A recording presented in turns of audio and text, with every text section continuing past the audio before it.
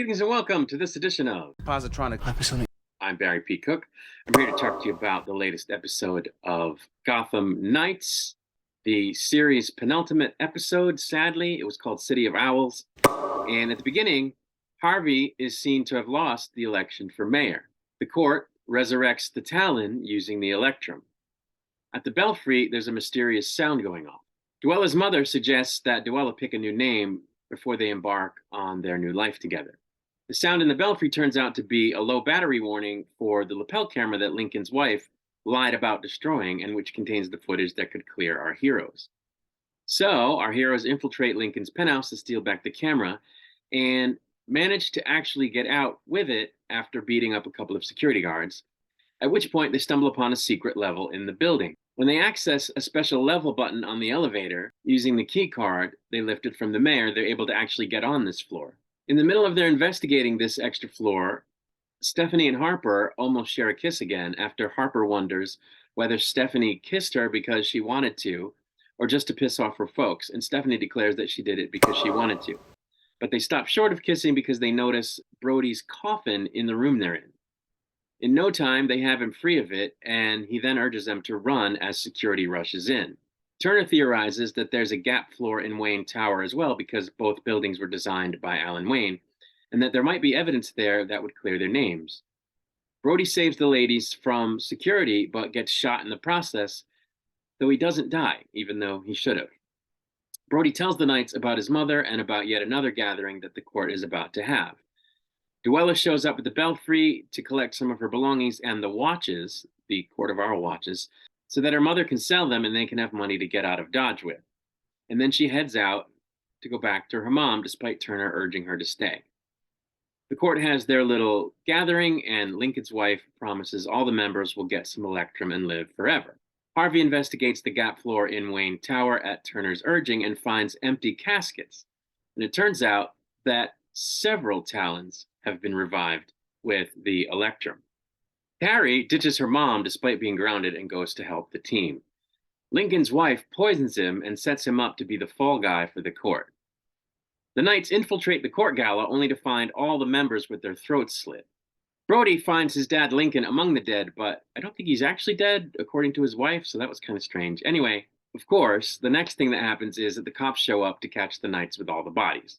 It turns out that Dr. Leviticus, the person who discovered Electrum, is actually Rebecca, who had been living under a different name in an earlier time period, and that Alan Wayne was once engaged to her.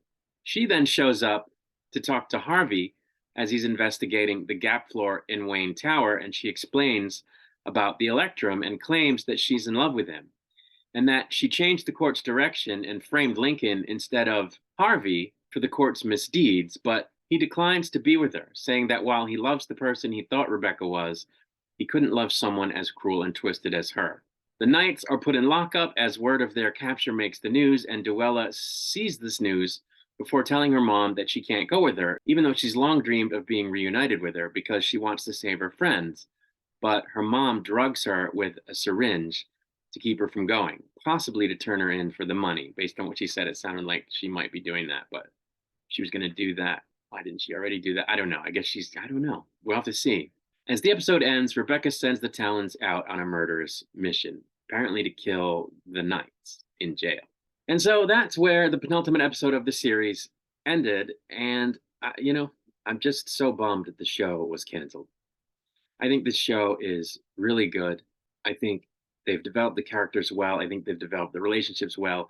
I think the story about the Court of Owls has been very well done. It's had twists and turns. You never quite know what's going on. And it's really good. I think it's as good as Gotham was. And I just am devastated that there's only one more episode left. I really am.